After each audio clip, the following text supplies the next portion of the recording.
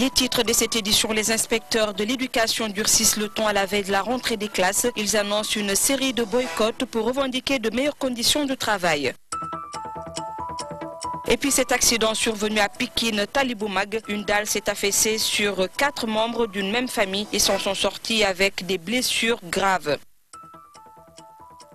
Nous reparlerons également dans cette édition des moutons de Tabaski invendus. Des éleveurs imputent la responsabilité au contrôle routier.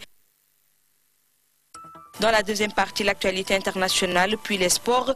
À la une ce soir, le match du Sénégal contre la Tunisie. Des techniciens analysent les chances du Sénégal. La revue de presse qui mettra un terme à cette édition, ce sont là les titres. Le développement, c'est tout de suite.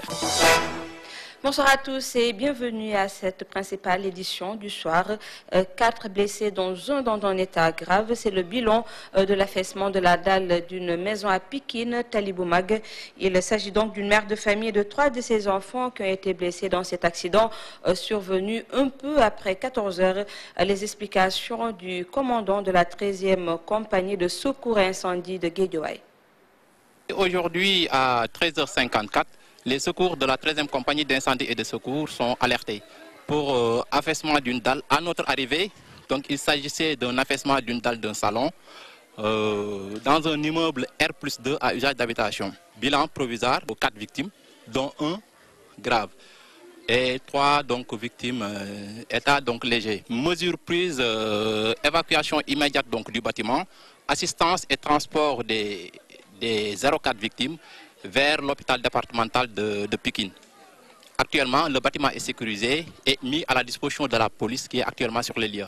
À l'arrivée des secours, on a accédé directement donc au niveau sinistré pour procéder donc à l'évacuation des différents blessés et donc des autres usagers de l'immeuble. Parlons à présent d'éducation. Les inspecteurs de l'éducation se signalent à la veille de la rentrée des classes à cause de lenteurs notées dans les négociations avec le gouvernement. Ils ont décidé de boycotter entre autres toutes les activités de formation et de suivi pédagogique, une manière pour eux de réclamer de meilleures conditions de travail. Sodoma Remgue a assisté cet après-midi à leur conférence de presse. Les inspecteurs de l'éducation ne peuvent plus attendre. Leurs conditions de travail tardent à être améliorées comme prévu. Ainsi, ils comptent maintenir leur mot d'ordre. C'est bien sûr le boycott des examens professionnels. Ce que nous voulons, c'est que les inspecteurs soient dans de bonnes conditions, dans des conditions acceptables pour pouvoir faire ces examens. Les examens professionnels, mais également, cela continue au niveau des CRFPE, l'accompagnement des stagiaires au niveau lors des stages. Et également tout ce qui est atelier de formation et de suivi. Nous notons de très grandes lenteurs. Nous notons également comme un cafouillage au sommet de l'État, au niveau des interlocuteurs même du syndicat. Cela ne bouge pas, c'est trop lent. Leurs revendications tournent autour de plusieurs points, parmi lesquels les inspecteurs sont allés jusqu'à quelquefois, disons, être en surcharge dans des véhicules. Il y a des zones, nous avons eu un collègue qui a fait un accident sur une moto Jakarta. Et d'autres situations encore, vraiment, que nous ne mettrons pas ici à détailler.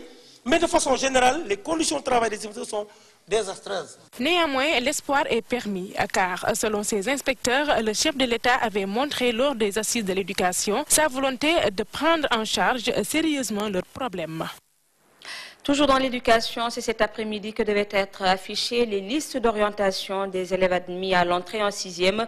Ce matin, le personnel de l'inspection de l'éducation et de la formation s'affairait autour de ces listes pour les acheminer à temps. Abdelaziz Sow a baigné dans cette ambiance. Voici son reportage. Les premières listes d'orientation en classe de seconde déjà affichées. Nous sommes à l'inspection d'Académie de Dakar concernant la publication des deuxièmes listes et celle d'orientation en classe de 6e. C'est Bouche et Moutis Direction, inspection de l'éducation et de la formation de Dakar Plateau. Ici, l'heure est au dernier réglage pour faire du slogan Obitei Djangtei une réalité. Nous sommes en train de tout faire pour vraiment que les listes soient remises aux ayants droit, pour qu'ils puissent vraiment savoir où on a orienté les enfants. Il y a un concept qui a été lancé, Obitei Djangtei. Nous aussi, nous y adhérons. Concernant le retard accusé quant à la publication de ces listes, Ibrahim pointe un doigt accusateur vers certains parents d'élèves, ces derniers qui attendent toujours le dernier moment pour de possibles réorientations. Des parents qui viennent nous dire que je veux que mon fils soit orienté dans tel ou tel établissement. Nous serons obligés, par exemple, de temps en temps, d'apporter quelques retouches, quelques réaménagements. Direction école Ibrahim Bey, ici tout est fin prêt pour accueillir les potaches. Sur le tableau d'affichage, pas encore la liste d'orientation en classe de 6e, ce qui ne va sans doute tarder selon la directrice. Je viens d'envoyer mon gardien pour enlever le courrier à l'Éden et j'attends. Des mesures sont prises pour que les cours démarrent ce 8 octobre, mais face à ces nouveaux collégiens et lycéens, ce concept Ubitei Djangtei risque de connaître des difficultés. Abdelaziz Sow, merci. On est donc à quelques heures de la rentrée des classes. Cette année, nombreuses sont les écoles qui veulent faire sienne le slogan de la COSIDEP Ubitei Djangtei. C'est le cas pour les écoles El Hadji Ibrahim Bey et les Manguiers. Les responsables de ces écoles soutiennent que toutes les mesures ont été prises pour accueillir demain les élèves et le personnel enseignant. Il existe cependant quelques difficultés liées à l'environnement. Le reportage de Fatmata Diop. L'école est prête pour Ubitei Djangtei, mais ce sera Ubitei Djangtei. Tels sont les propos de la directrice de l'école élémentaire El Hadji Ibrahim Bey et le principal de l'école Les Manguiers. Des écoles propres, des enseignants présents, livres, cahiers, tout le matériel est disponible selon ses responsables. L'école est déjà propre. Nous avons pris toutes les dispositions. Vous avez vu que les enseignants sont sur place. La répartition des classes est déjà faite. La planification, le matériel est donné. Donc on attend que les élèves... L'école est prête vraiment pour accueillir les apprenants et les enseignants. Les enseignants trouvés sur place se disent prêts à respecter le concept Ubitei Djangtei si le matériel est disponible. C'est dans le domaine du possible. Inch'Allah, demain, si nous aurons tout le matériel pédagogique à notre disposition, je pense que ce sera dans le domaine du possible.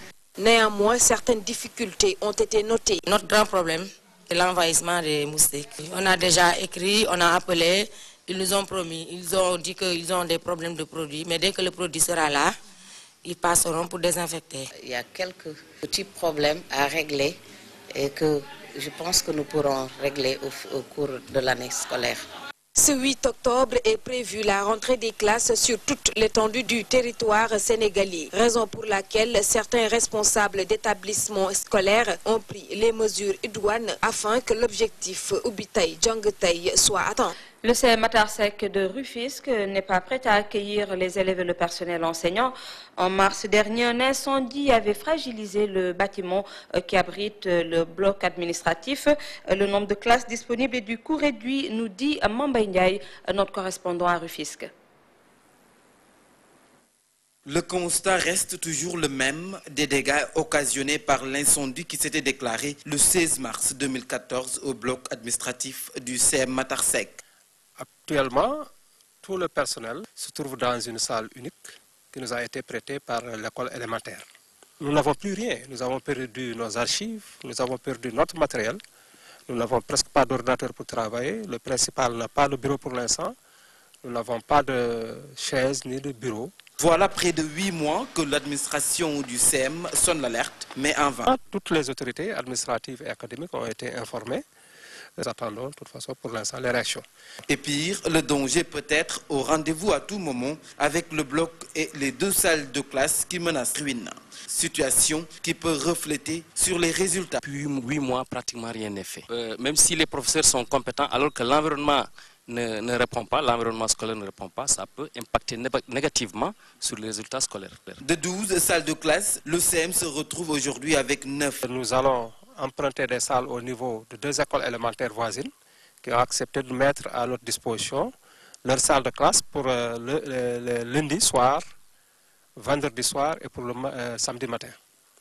Alors on va essayer pour l'instant de fonctionner avec cela. C'est dans ces conditions que le CEM Matar Seck reçoit ses élèves ce 8 octobre, jour de la rentrée des classes, conditions qui ne riment pas avec une bonne année scolaire.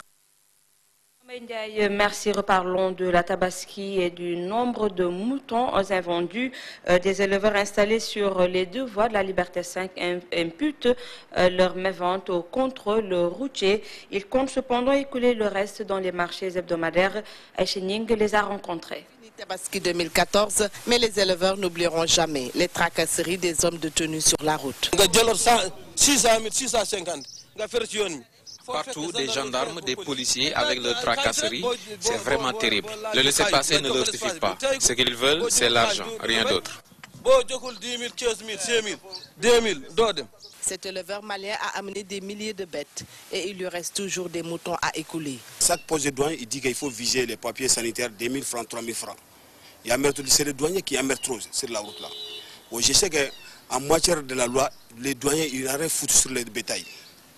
C'est les services de l'élevage qui occupent sur le bétail. Mais douaniers, qu'est-ce que les douaniers rendent foutre pour le bétail?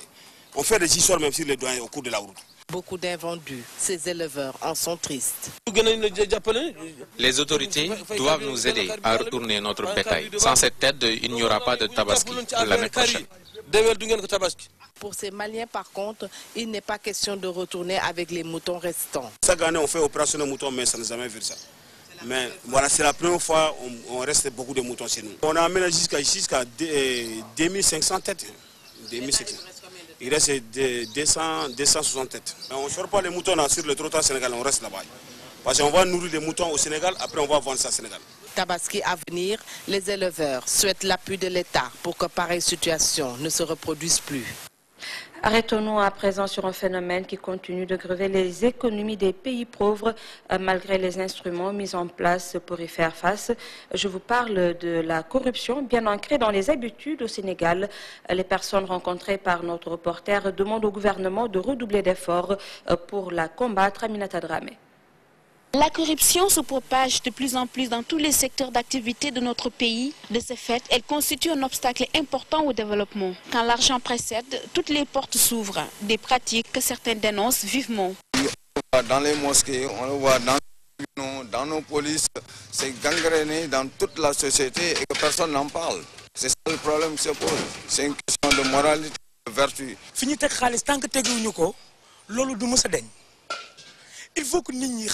L'argent a beaucoup d'importance aux yeux des gens et ils doivent comprendre que l'être humain va au-delà de toute chose. C'est même écrit dans le Coran.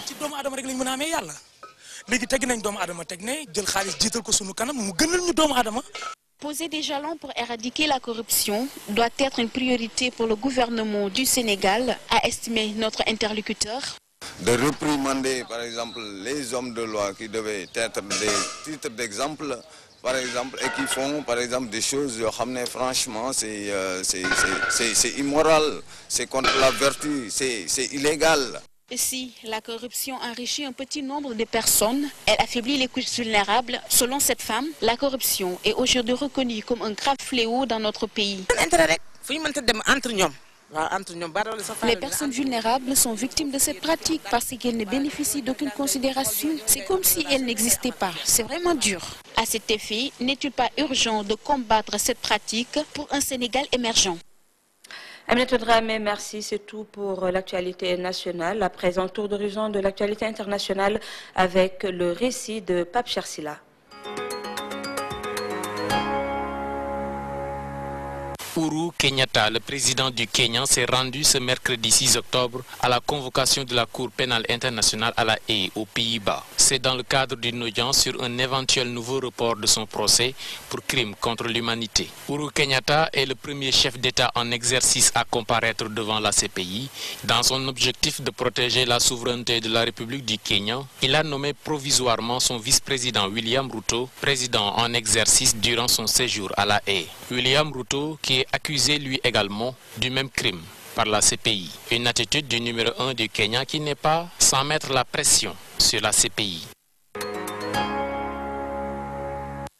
L'atmosphère a changé à Monrovia, capitale du Libéria, le pays le plus sévèrement touché par le virus Ebola. Du quartier privilégié des ambassades et des agences des Nations Unies aux insalubres et bondés de West Point, il flotte comme un air de défiance vis-à-vis des autorités et une accoutumance à l'épidémie. Il y a 3 semaines, les marchés étaient déserts, les bars et discothèques fermés. Ce n'est plus le cas, même si la mort rôde. Le virus tueur frappe toujours, mais Médecins sans frontières, en première ligne contre l'épidémie, s'inquiètent du déni de la réalité sanitaire. Des corps sont cachés, ainsi que des malades, ce qui complique la lutte contre le virus et la collecte de données épidémiologiques fiables. Ebola a fait en 6 mois 3500 morts en Afrique de l'Ouest, dont la moitié au Libéria. Cher Silla, merci. À présent, la deuxième partie de cette édition que nous démarrons avec la page sport. Le match du Sénégal contre la Tunisie prévu vendredi prochain. Quelles sont les chances du Sénégal avec cette cascade de blessures dans la tanière? Yatma Diop, ancien international, s'est confié à Aïcha Kamara qui lui a rendu visite. On ne change pas une équipe qui gagne. Tel est l'avis de l'ancien international Yatma Diop. En principe, non. Mais je pense que l'équipe de vendredi ne peut pas être la même que celle qui a joué contre l'Égypte. C'est normal, puisqu'elle est blessée. Donc, s'il y en a 3, ce n'est plus la même équipe. Malgré cette cascade de blessures notée ces derniers temps, Yatma Diop pense qu'il y a de la matière au sein de la tanière. Ce n'est pas les joueurs qui manquent. Nous en avons. C'est évident que, surtout les joueurs qui manquent, bon, dans le rôle où ils sont, nous avons des éléments pour les remplacer. Maintenant, peut-être qu'il y a une question de coordination, c'est tout. Un match qui sera difficile selon toujours l'ancien international. À ce niveau-là, ça ne peut pas être facile. Mais je pense que le Sénégal a les moyens de gagner. Or, nous avons une équipe pour s'opposer à n'importe qui en Afrique. Il faut donc que nous ayons confiance en nous-mêmes, que nous sachions que nous avons des éléments qui sont d'un bon niveau. Il faut qu'on les libère. Je n'ai pas dit jouer dans l'anarchie ou dans l'indiscipline. On peut jouer de manière organisée, de manière disciplinée, mais avec le tempérament de gagneur à tout moment.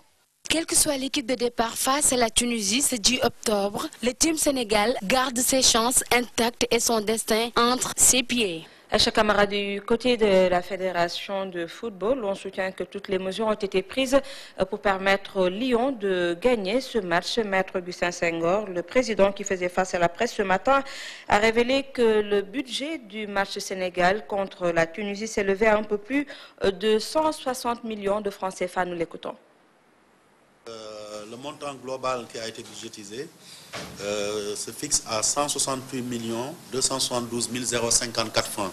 168 272 054 francs pour les 2 matchs.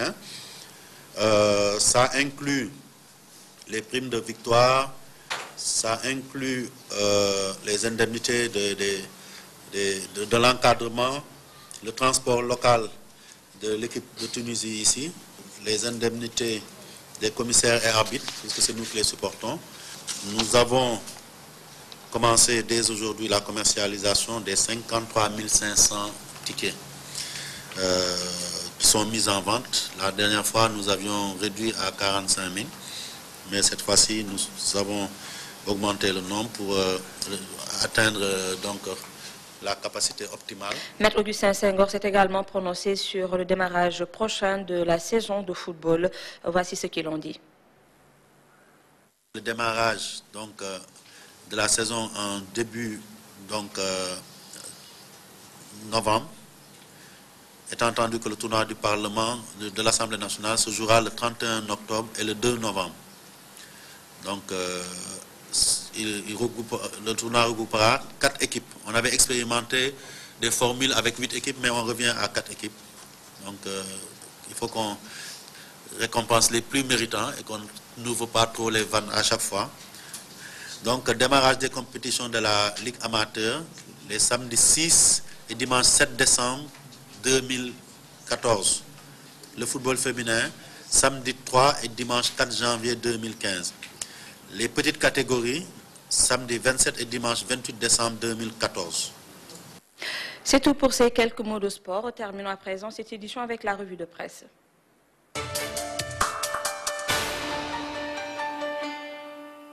À toutes et à tous, bonjour. Retour sur le khutba de la Tabaski. Et sur ce point, Sud Quotidien révèle que les imams sermonnent les populations. À quel sujet? Eh bien, au sujet de la mauvaise éducation, de la crise des valeurs, des mensonges et de la calomnie, précise Sud Quotidien. Walfadjri l'Aurore d'afficher une déclaration, celle de l'imam de la grande mosquée de Dakar, à savoir, certains marabouts veulent brûler le pays. Et là, Walfadjri l'Aurore retient tout simplement et tout bonnement un discours va en guerre. L'imam El Hadj Alioune Moussa Samb a tiré sur les marabouts et les politiques, informe en tout cas Walfadjri l'Aurore. Le populaire, toujours au sujet des sermons de la Tabaski, nous dit que le calife des Mourides tense les religieux. À côté de cette information, le journal du groupe Comset parle de l'absence de Ndamal Kadior à la mosquée Mossanté de Thiès. Alors, il dit entorse ou faux pas confrérique, c'est l'interrogation du populaire ce matin. Ce matin, le quotidien reparle de l'affaire Bassirou Faye où le jeune étudiant tué par balle. Sur ce point, il est question de concordance des enquêtes de la DIC et des experts balistiques.